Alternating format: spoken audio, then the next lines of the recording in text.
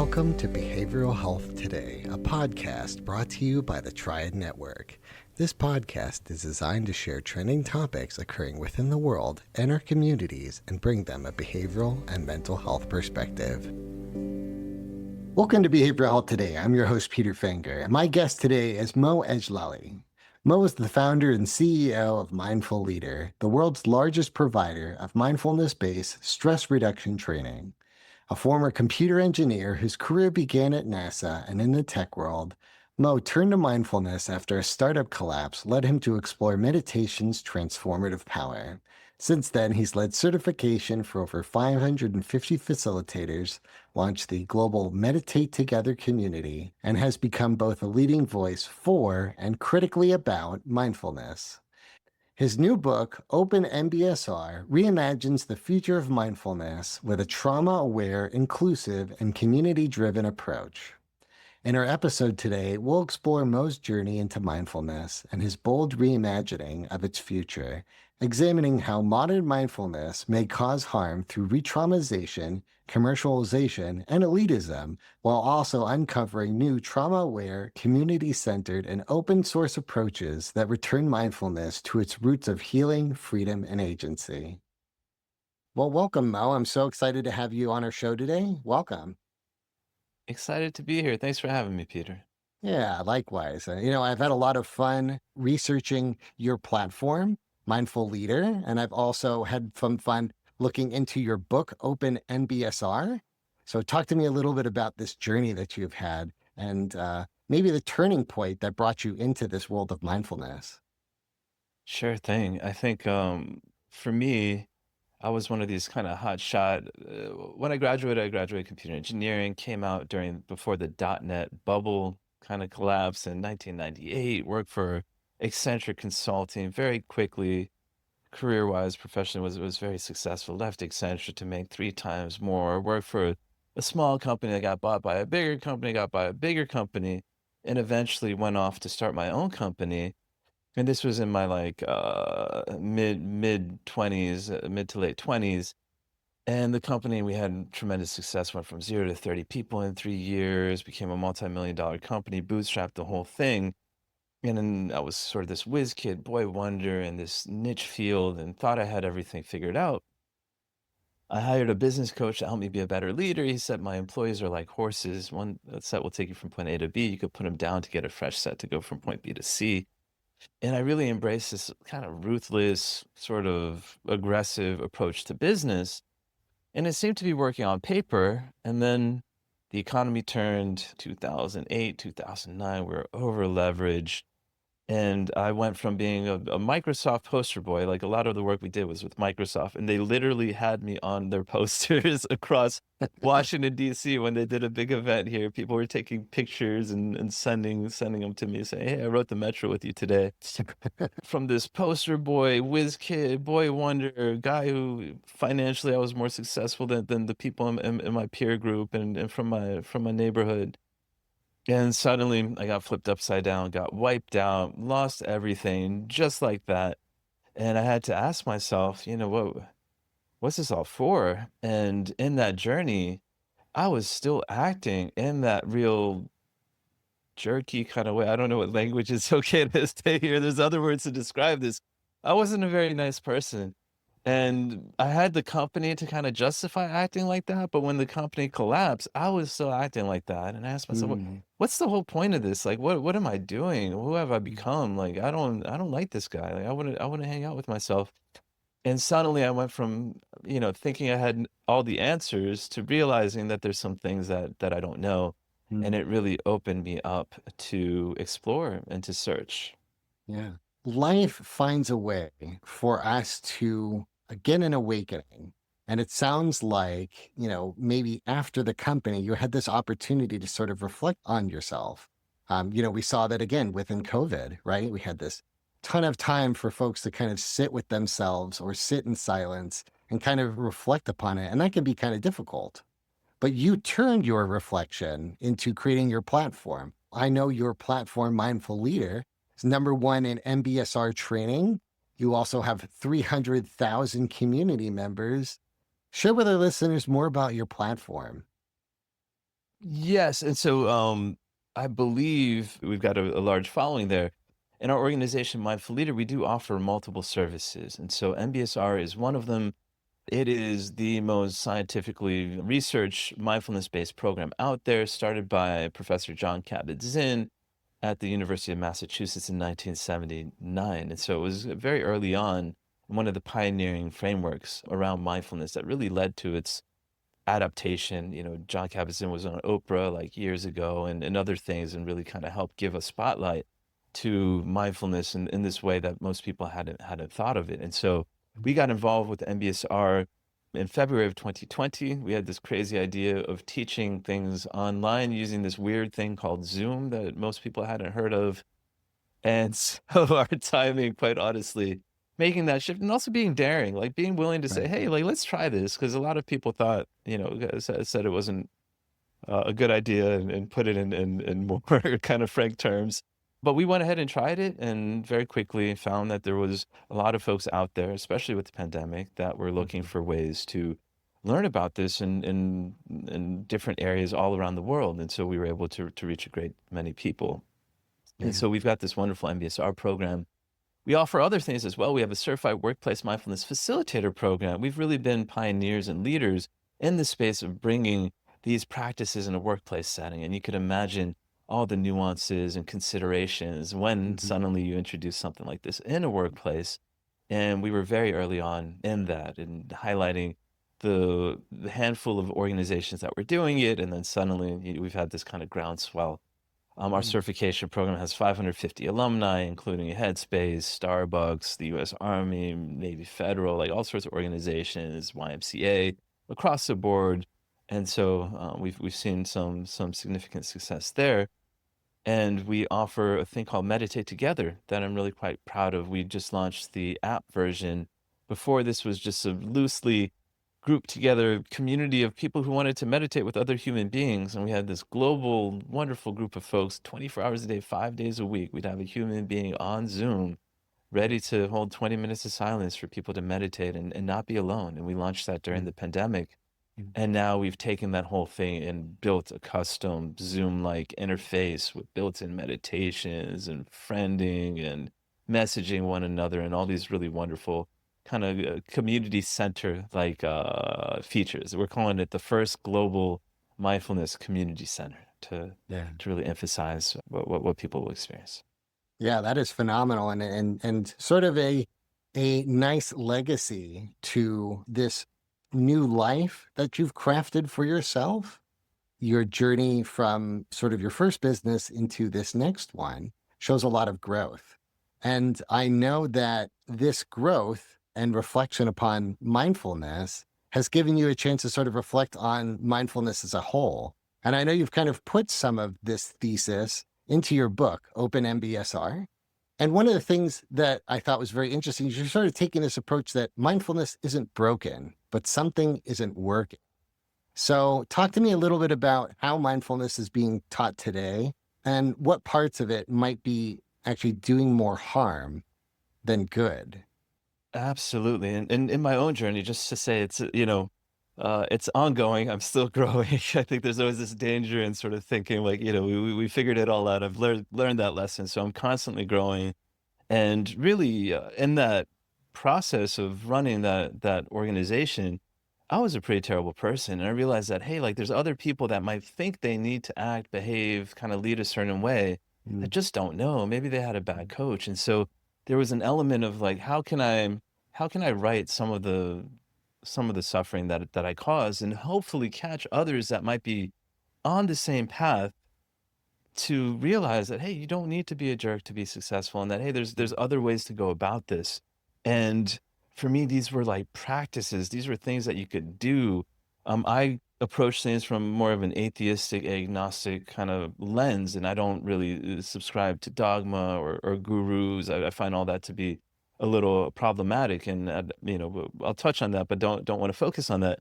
And in this, I found here's a practice that an engineering kind of guy, scientific kind of guy like me could embrace, and that there's Mhm. steps and that you just do these things and then all of a sudden, like the way that I perceive things and And the way that I'm sort of my relationship with my mind is maybe is a Mm, good way to put it, started changing. mm. And the impact was exponential in ways that it started with me, and then it affected my relationships, affected Yes. how I approach everything. Yes. And that was early on, and so I got really excited about it. And then as I got more and more involved, I found the deeper I got into it, that there were just things that were odd and Mm, strange, and I'm kind of a pretty sometimes intense guy, I'll go all in.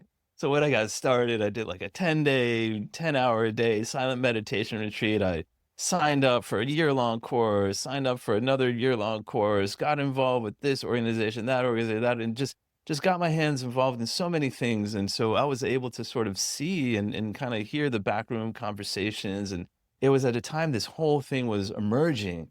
And a mm, lot of the institutions that became kind of recognized and credible in this mindfulness space, like I kind of saw as they were emerging. And for me, when I got involved with mindfulness, there was always this sense, this promise, for lack of a different word, of a secular science evidence-based practice that is inclusive of everyone, mm, and that could be practiced in communal ways that would mm. create like a connection. So we're not only practicing this, but we're uniting and connecting with other human beings.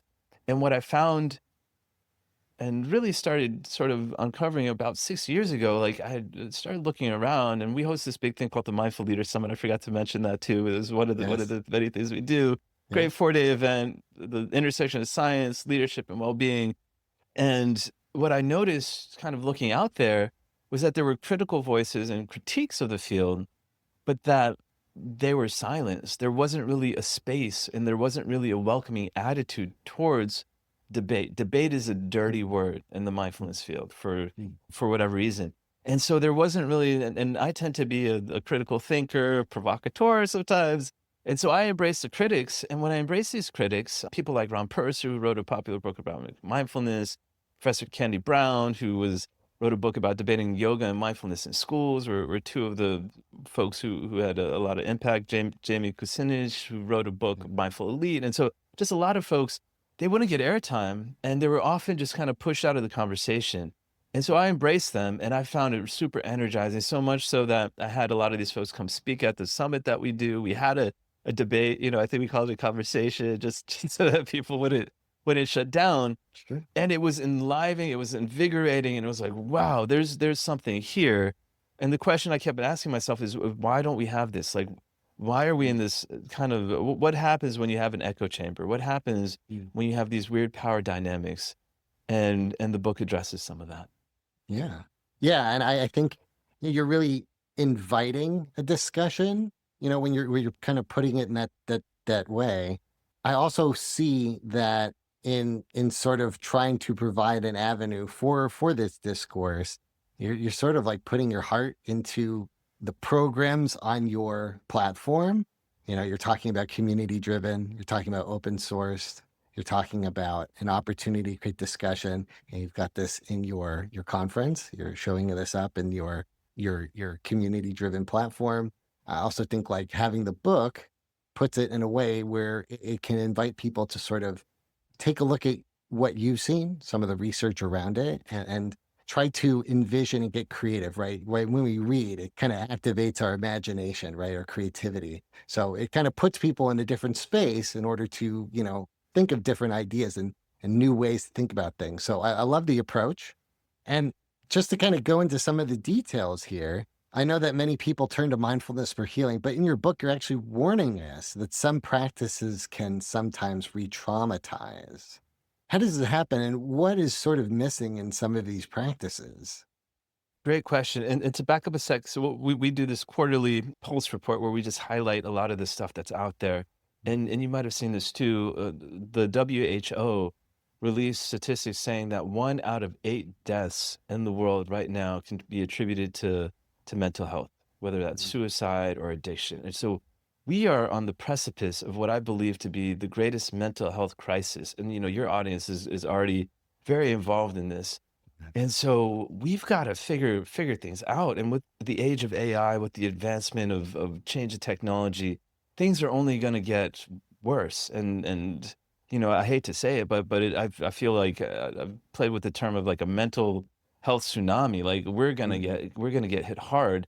And with mindfulness, there is something genuinely extraordinary about this field. And the research has shown it. People who've done it have experienced it. And so there's a great deal of benefit. And at a time in which we need everything that we could get, it does feel like there's been a lot of a pullback towards anything that has to do with mindfulness and wellness, generally speaking, and especially in organizations with sort of the current climate. There's a lot of focus on efficiency, productivity, sort of winning and being number one, not Sure. realizing the damage that's happening. So I could just Mhm. kind of want to highlight that. When we look at the mindfulness practices themselves, there has been a lot of research done. I want to say Willoughby Burden out of Brown around the potential challenges that and things that could be induced through the practices in terms of trauma.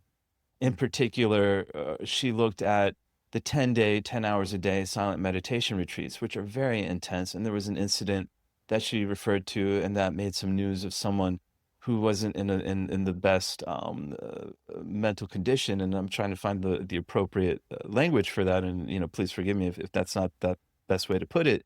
But this person did these practices and was in a state of mind that it wasn't appropriate for her, and she later committed suicide. And so there was this real negative effect. Now, this was a very rare instance, and it sparked a lot of attention around trauma-informed mindfulness. And there are some things that I think are important. At the same time, I think we need to be reasonable. And in some Mm. ways, the trauma-informed stuff has gone so far that it's made the practice almost more benign and almost like comfortainment. And so we have to Mm. find that right balance. And David Treleaven, who wrote a book, Trauma Sensitive Mindfulness, and who we've had engaged in some of our training and programs, I Mm. think has done an excellent job exploring this and really finding what is the right zone. Like we don't, Yes. we don't want people to just be comfortable and we don't grow if we're comfortable and feeling 100% safe. And you know what I mean? And safe is Mhm. good, but like sometimes we need to be uncomfortable to grow. But if we go Right. push that too far, then we enter a dangerous zone. And so it's Mm. really important to kind of pay attention to that. Mm. What I would say, Peter, that might be more controversial and that, like I said, I like to provoke, and this is something that your audience and a lot of folks might not have considered, is I believe there's a real damage happening to individuals more so than the trauma concern around two things I would call out. One is guided meditations, which is the norm. It's become the norm with what everyone thinks about mindfulness. And so I think that's important to kind of touch upon. And the other thing is this idea of like one-dimensional thinking, when people could start to believe in a certain way of being that the mindfulness field has encouraged, and when that's misunderstood, it could lead to emotional immaturity and real Mhm. potential damage. And I've experienced some of that myself. We'll be right back after a word from our sponsor. Most of us spend more time at work than anywhere else doing anything else. So why not spend that time in a job you love? Introducing Triad's Jobs Marketplace, the only job site dedicated specifically to behavioral and mental health professionals. Featuring more than 1,000 open jobs from dozens of behavioral and mental health employers, and searchable by location, professional field, employment type, specialization, and more. Jobs Marketplace helps you find your next career opportunity. Full-time, part-time, or gig time, make the most of your time. To access Jobs Marketplace, register for your free professional account at hellotriad.com/BHT. That's hellotriad.com/BHT, and then click to Jobs Marketplace. If you're already a member of the Triad community, visit app.hellotriad.com/jobs. That's app.hellotriad.com/jobs. Visit us today and take your next career step tomorrow.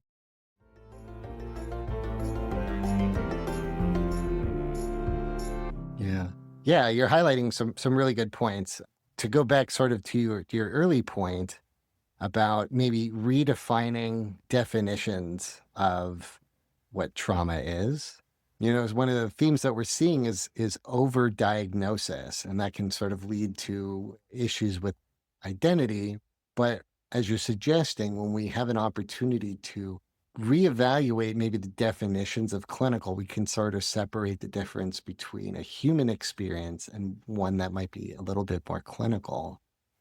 When we become almost too trauma informed, we might not be giving them the opportunity to grow within the uncomfort, right? And that's very interesting because look, when we're in uncomfortable situations, that those are opportunities for us to sort of grow as individuals, right? We need to embrace discomfort. I Mhm. mean, I want to even push it even a little further. Right. That we need to, just because I feel like we avoid it, and myself included. I don't want to sound preachy, like I do the same thing, right? So from my own experience as well, but everything's so darn comfortable for us, especially in the West and America, wealthy setup, and we've got all these ways to entertain ourselves and soothe ourselves, and Sure. for lack of a better word, get high in some sense. Maybe it's chemically, maybe it's listening to a guided meditation that blisses us out. Maybe it's watching YouTube, mention out, you know what I mean? So there's all these things and so much comfort that I believe it's important for us to embrace a little bit of discomfort. Jonathan Haidt wrote the book, The Coddling of the American Mind. His work right now is super popular. His latest book. But if you go back and look at this idea, it's like, man, there is a psychological detriment to individuals if they believe that there's sort of a supposed comfort in life, Mhm. and they don't Right. embrace the difficulty and embrace the discomfort. Sure. Yeah. I mean, and some of the tools, that you're offering folks right now, and again, going back to your sort of community driven open platform for folks to meditate together, is the ability to sit in silence. That can be very difficult for some folks. And I think by engaging that in a community, we not only can feel accountable to others, we realize that when we do hard things together, it can be easier. No, Peter, if I could pick up on that, the idea that for me is really fascinating is real simple. It's easier to do hard things together. And so if there's like we have to sprint up a mountain and I got to do it on my own, I'm gonna go, oh, this is gonna suck and I can't do it. And then say you're next to me and I look at you like, Peter, can we do this? You're like, yeah, we can do it. I'm like, all right, man, I'm gonna do it. You're gonna do it. Yeah. And then we kind of suffer together, but we get to the top and then we have this connection where it's like we're high-fiving, like we suffered together and we bond, right? And so we have a loneliness epidemic that the former Surgeon General has been talking about for over a decade. We're looking for ways to bond, but we're in this situation where everything's so comforting. And so a lot of the guided meditations right now, and they're built this way, are meant to hook you to keep listening to these guided meditations. Mm. Some of the most popular platforms out there publicly, and it just makes sense, they pay the content providers more for making sticky meditations where people just come back and consume and consume. Mm. And I get it. And in a capitalist world, like there is this desire to kind of hook people and kind of keep them there. Right. But for mindfulness, that's not, we believe that, it's almost like we're giving people the wrong impression. Like people are Yes. wearing floaties and thinking that they're Sure. really practicing. We're not And what, equipping them with the right tools. well, we're not teaching them. We're not teaching We're them not to teaching. meditate on Yeah. their own. Mm. And for me, like, and you can tell, like, I'm very passionate about this stuff because there's so much extraordinary potential in the promise of mindfulness. And we veered so way off that it's like and at a time when humanity needs this kind of stuff more than ever, Mm. what my hopes is to kind of get people thinking to kind of steer things back. And so a guided meditation should teach someone to guide themselves, simply Mm. put. Like Yeah. you shouldn't need it forever. And that's what we do on Meditate Together. We have guided meditations, but we start by saying this guided meditation is to help you learn to guide yourself. We don't want to create an attachment or some sort of hook where, you have to have our voice in your head to think you're meditating. Right. Right. Yeah. Yeah. And again, to sort of your point about recognizing maybe a hierarchical process to some guided meditations, that's the antidote there, right? Community driven tools to teach them to meditate themselves. Exactly, because when you do that, there's no bottleneck, right? Like Right. there aren't barriers. Like it's super accessible, and it could, for lack of a better word, it could scale. Like it could expand without Yes. dependency on, say, certain celebrity guru types that Right. could only do so much or what have you. Right. Right. So you're touching on a little bit of commercialization, right? With sort of sticky guided meditations. You're talking a little bit about hierarchy. One of the things that you're sort of discussing in the book is this idea of Buddhist entanglement. I know you touched a little bit on one-dimensional teachings in mindfulness, but talk to me a little bit about how you view or how you're seeing sort of this Buddhist entanglement and what's sort of the antidote around that. Great question. And just a clarification, so it's really one-dimensional thinking, which is very Mm-hmm. natural for us, where we tend to think black and white. Thank you. And it's very natural. And when you have all these algorithms that are just polarizing the crap out of us, right? We're just super polarized. We have to make an effort to always balance things out. And the solution to one-dimensional thinking is two-dimensional thinking. And just a very quick example, often in the mindfulness field, there's this idea of like, do nothing, don't judge, right? If you Mhm. try to operate that way in this world, you're gonna be in great, great danger. Like if you do nothing and a car is coming to hit you, well, guess what? Like you're in trouble. Like meditation isn't gonna save you. In a time in the world where we need to be active, we need to share our voices, we need to unite around the causes that we care about. We need to do something, right? And so, just a simple example, like you could, at times do nothing, at times do something. That you could let go, but at the same time still hold on to the things that are important. And so, and then probably the simplest example, especially in the medical mental health field, is this idea of like you could change and you could accept yourself, right? They're two opposite Yeah, ideas. both And can so really exist. important to hold both of them for the maximal kind of maturity, emotional maturity. And in the mindfulness field, often people just have this like do nothing, let go, never judge, and they turn into these walking zombies. And it's really dangerous to think and operate that way. And again, a lot of what I'm sharing is from my own personal experience. I've had moments where this one-dimensional thinking has made things a lot more challenging than they need to be. Mm. And moving on to the Buddhist entanglement, it isn't a big secret that a lot of the mindfulness programs today have had origins and have been very heavily influenced by Buddhism. A lot of the programs and the teacher training and a lot of these things were started by people who were either Buddhist or had been very heavily influenced by Buddhism. Yeah. And I understand that. And I have a lot of Buddhist friends. I've been active in different Buddhist organizations myself, kind of trying things out and getting a good feel for it. And the issue isn't so much that there has been this Buddhist influence. The issue is that it started as a bandage. There was no mindfulness field. So if you wanted to deepen your practice, where were you going to go? Mm. The Buddhist retreats and the Buddhist teachers, like there was nowhere else to go. And so that's where people went. And that's where I went. Like that's where a lot of folks went. Like there's nothing wrong with that. And so you had this influence, but that was then. And now, fast forward now, there still is this real weird, blurry relationship between secular mindfulness, which is what I'm excited about, which is really inclusive of everyone, and the Buddhism in ways in Mm. which a lot of the initial kind of tangling up never got addressed. And Mm. so a lot of times in mindfulness meditation teacher training, people are pointed towards Buddhist training and Buddhist programs. And there is this unintended consequence where, I've had people ask me like, oh, I want to be a mindfulness meditation teacher, but you know what? I don't think I could do it. I'm like, why? And they're like, well, I'm not really into Buddhism. And like, that's quite normal. And it's unfortunate. And I've had people who have attempted to go through different training programs.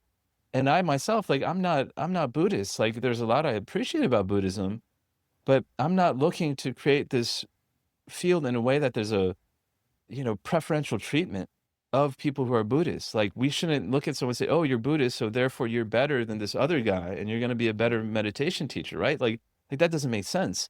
And still, we have this strange kind of credentialing based on lineage. where people don't necessarily ask, what are your credentials? What have you taught? What have you contributed? How have you served the community? But it's more like, how close are you in access to this guru? And there's this term like transference, where teachers are sort of made out to kind of have this aura. And there's some truth to just poise and that, but there's this overemphasis that you have to embody, and through transference, you're kind of the center to affect folks. And so on multiple levels, it's creating a field in which you have a lot of this, and sometimes abuse. Like, people have spiritual connection and power, right? And so if I'm your Buddhist teacher, you're going to open up to me in deep, profound ways. And in the Buddhist tradition, often the teachers and leaders would work off of donation, because you're opening yourself, I'm going to open myself up.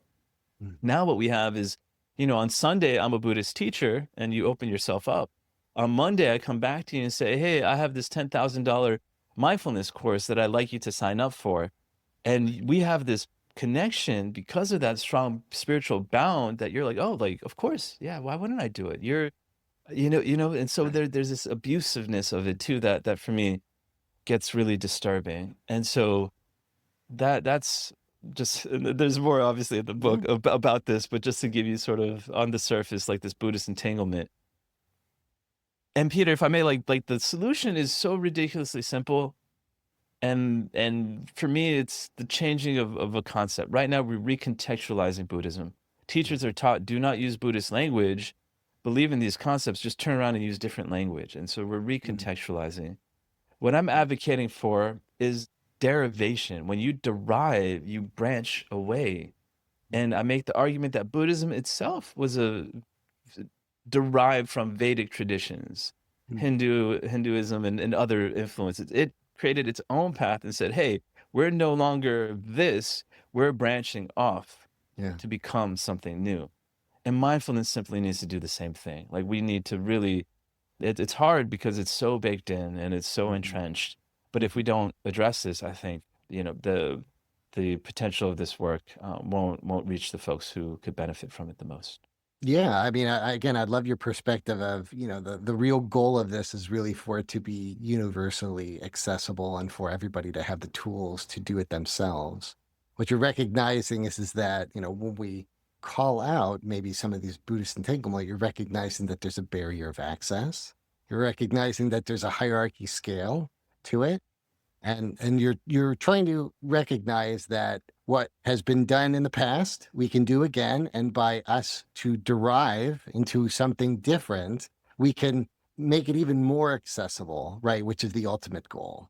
Yes. And just to play off of that, like, it's not inclusive. Yes. Like, it's just not inclusive. And so that's a major problem. It's deceptive. People won't trust us. And when you have a breakdown in trust, like, then things kind of fall apart.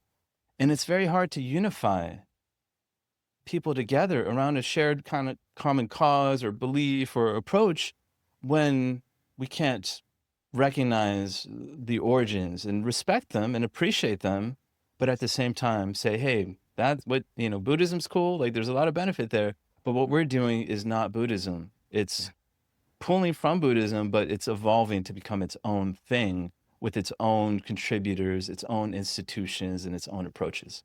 Yeah. And that's, again, even going back to sort of the pitfalls that you're seeing with one-dimensional thinking.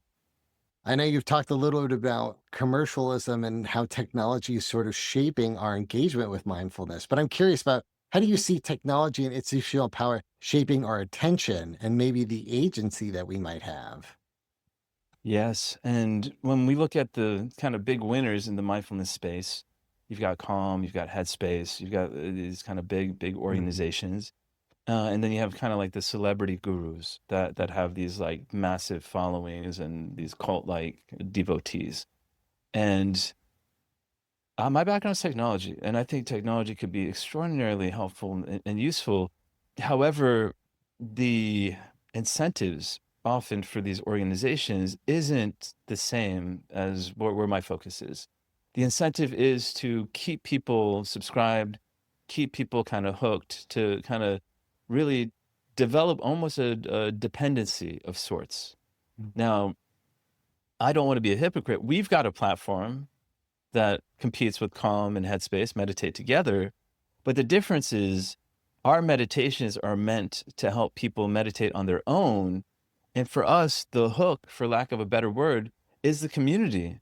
And so we're creating a community center, and there's obviously costs that are associated with that.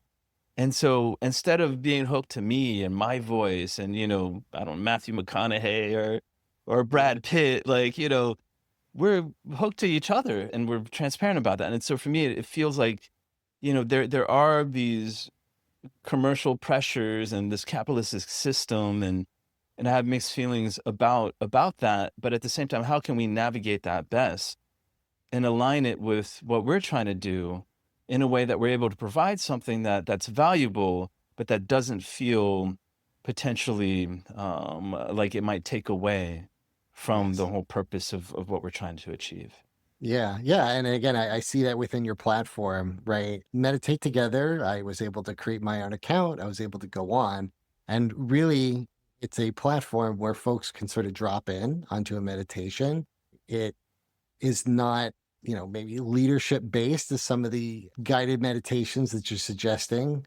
It is accessible to everybody. There was no paywall or anything like that. You really are in sort of this focus and sort of this alignment of trying to make it accessible for everybody and giving them the tools to do it themselves. You have created a platform where it's kind of within that same heart, right? You are trying to make it accessible. There's no barrier to entry. It's not really a hierarchical system attached to it. It's really kind of accessible to everybody. Thank you. I appreciate that. And the beauty of the drop-ins is that people want to be of service to one another. And so it's just a way to give them an opportunity to further their engagement, further their commitment. Like, they're looking for ways. We've just got an incredible community, but the problem is that it's so top down that the potential and the beauty of the whole community sometimes isn't truly allowed to blossom. Yeah. Yeah. You're really kind of talking about maybe this transparency, right? And I want to sort of ask you, as you think about your platform and its open source to mindfulness, what do you think is the future of this? Yeah, so already, to my delight, and I kind of called this in the book, there are some legacy institutions that are more powerful than I am, and I don't want to name names, but like really established, strong institutions that have often been involved with MBSR. And a month after my book came out, they're using the language of open source and they're using the language of community centric. Now, in the book, I call this out too. I'm like, the second, legacy power is threatened, first they're going to kind of ignore and be like, okay, whatever. And then they're going to kind of adopt and start speaking the language to kind of look like they're doing what we need to, while not really changing anything, kind of clinging on to power and legacy. And so already the books have an impact, which is exciting to me. Idea of open source is essentially that there is a non-proprietariness to the teachings. And almost the Buddhist tradition, like this is kind of a Buddhist idea, like the teachings are offered for free. And so, but also it happened in the tech world, where in the tech world, where I come from, there was this idea of like, hey, like, let's not charge for software. Like, let's make it available to everyone.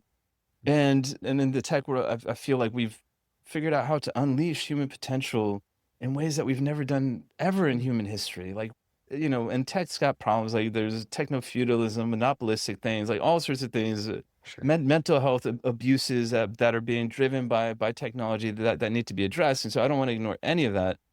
At the same time, like, if you look at technology, not only itself, but the way that people build it, there's something amazing that's being done. Like, no industry has ever figured out how to create, innovate, and advance using collective human intelligence in this way ever in history, I would argue. Okay. And so we're just borrowing an idea. It's like, and maybe borrowing back an idea. Like, you could claim it, Buddhism had this idea too. The teaching should be free. Tech has this idea around open source. And what happens when you open this whole thing up, first, like, there's, there's less shadows, right? There's always going to be stuff, but there's less shadows. It's more clear and everyone could see it. Everyone could contribute to it. Everyone could build off of it. And it's freely accessible. And that's the idea. Like, can we move more and more towards a place that we create this extraordinary resilience where the community itself is also shepherding and helping develop and evolve the teachings which it's practicing, which is the opposite of dogma, right? It's like instead of having the higher power kind of come down and say, these are the beliefs, boom, like this is it. It's almost more like we're taking a constitutional American Revolution kind of approach to this. Like we need to organize as human beings and be clear about human dynamics in ways where we're not fooling ourselves. And at the same time, create these mechanisms to adopt and evolve with sort of a real solid core. Yeah. Yeah, we are living kind of in an interesting time where we see technology as evolving in a rate and making an impact on our own mental health to where, it's really increasing our own isolation, right? This is a time for us to re-engage with ourselves. We can think of maybe like early man and they had lots of time to be out in nature, right? Now we live in a time where post-COVID, community is more important than ever. And by creating these tools, by having it open sourced, not only is it the heart of what you're trying to do with mindfulness and making it accessible to everybody, but you're also creating an antidote to some of the problems that we're seeing within technology through technology. I love it, Peter. You're exactly right. So in the book I talk about this, but generally speaking, our attention is being really sucked away, and so the meditation helps with that. We're being driven towards polarization, and so dialectic two-dimensional thinking helps with that. We're being driven towards isolation. Like most people practice meditating alone. Like we did a survey, like a majority of Right. people. But Right. why? Like, Right. why was that allowed to become the norm? Right. And so we want to challenge that and say, hey, let's do things in community. We got this loneliness epidemic, this isolation thing. And so we need to counterbalance all these forces that are kind of systematically nudging us further and further into what feels like a, mental health tsunami. Right. And I would argue we're living in the most interesting time. And maybe I'm being optimistic with AI and all that's going to come. All the things that you mentioned, we're entering the age of AI. And within potentially our lifetimes, we might see stuff like, sustainable abundance, which people on the left and the right are talking about, like Yeah. where we don't really need to work if we don't want to. We might be looking at expanding human life in ways that we didn't think were imaginable. We might discover things that we didn't even know were worth discovering. Like we're just gonna. I think we're in a very exciting time. The impact on our mental health, though, I think is going to be really quite extraordinary. And so for me, like from a tech background, you'd think I'd be, doing a part of an AI startup. But for me, it's like if we don't address this, we're not going to be able to appreciate the technology. And to me, this is the biggest problem out there and one of the most difficult ones to tackle. Like, how can we make community-centric practices and principles and things that allow the people to take more ownership of their own mental health and in ways that there's no barriers at all? Yeah. I mean, and one of the exciting things, and I can sort of hear it in the positivity that that you're offering here, is just the ripple effect, right? When we engage in community and we spread this to other folks, it really has the ability to kind of spread socially and benefit us as a society. So I think that's a very exciting angle. I know in the past, and this is very, very interesting, and talking sort of about mindfulness within the corporate space, you've actually encouraged maybe managers or leaders within a business to almost invite silence as an opportunity for folks to engage in mindfulness practices as a community. To kind of even more detail, you've actually invited, let's sit 20 minutes in silence, and for everyone to just kind of sit there, create a space where there's not a ton of a judgment around it, right? If we need to shift around or do what we need to do within that, but make that space for silence and hold it for 20 minutes. But I'm also curious for those that might be looking for a good place to start with some of these practices that you've outlined. What might you recommend as maybe a good starting place?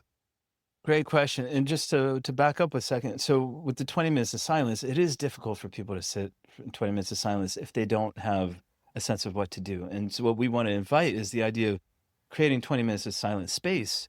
And if you have the meditations that people work for them, then that's okay. But instead of kind of prescribing, like, hey, you need to listen to this, let people do their own thing. Right. Ideally, I would encourage people to check out the kind of meditations that we're putting out on Meditate Together that teach you how to meditate on your own so that people could progress towards that silence. Now, we have to recognize not everyone's at the same place, but we want to bring everyone together. And that to me is the most important thing. Like, let's have 20 minutes of silence. You could practice what works for you. I'll practice what works for me. And so that way, even though we're practicing different things, at least we're doing it together and we're growing together and we have that connection. Yes, and creating that space for it as well. Exactly. The space for the bond is often overlooked, I feel like, because again, like everything's so solo and subscribe and just keep listening to this thing on your own and have like Matthew McConaughey in your head, like all sorts of stuff happening. But so on the other side, I like Matthew McConaughey, just to be clear. He's good. Like, I have nothing against him. He wrote a really good book too called Green Light, I want to say, that I found fascinating. But I'm just picking on him because everyone knows him. But as far as where people could go, our website, mindfulleader.org, has links to everything, whether you want to check out Meditate Together. We've got a guest mode that's completely free, a 90-day trial, and then it's like $4.99 a month. So very, very reasonable and accessible. Yes. We've got a free MBSR course, intro to course that you could take if you want to do the 8-week program. There's a bit more cost associated to that, but we do have tiers to try to meet folks where they're at. But I would highly encourage checking that out. Yes. For others out there, we have the Certified Workplace Mindfulness Facilitator program, and we have this wonderful group of alumni out there. And so if you're looking to bring this in the workplace, I would check the credentials of the individuals that you might bring in and to look for folks who have been certified through Mindful Leader or other reputable organizations. Yeah, great. Yeah, those are all excellent spaces. And I know you have other certifications on your website as well. But I also am curious where you can let our listeners know where they can find your new book, Open MBSR. Thank you, Peter. So it's available on Amazon and all your favorite local bookstores. If you just Google Open MBSR, it'll take you to our landing page. OpenMBSR.com is one option, but if you just Google, I think you'll find it. On our landing page, OpenMBSR.com, we do have a free chapter. So if you're just curious to kind of feel it out, you can go there, you put in an email, and then it'll give you the free chapter. Well, I'm hoping our listeners' table sort of get a sense of not only just what's inside of your book, but what's also inside of your heart and the platform that you've created. So, Mo, I'm very appreciative for your time today. Thank you very much for coming on our show. I had a great time, Peter. Thank you for having me. And thank you to our listeners for taking the time to join us. You can follow us on our social media at Instagram, TikTok, LinkedIn, YouTube, and more at Behavioral Health Today. If you like our show, please give us 5 stars and leave us a review. As always, the resources for this episode and an archive of all of our other episodes can be found on our webpage at triadhq.com/BHT. And we look forward to having you back with us next time on Behavioral Health Today. We appreciate all the support from our community, and if you like our show, one of the best ways you can support it is by giving us a 5-star rating and leaving a review. Behavioral Health Today is a podcast part of the Triad Behavioral Health Network, all rights reserved.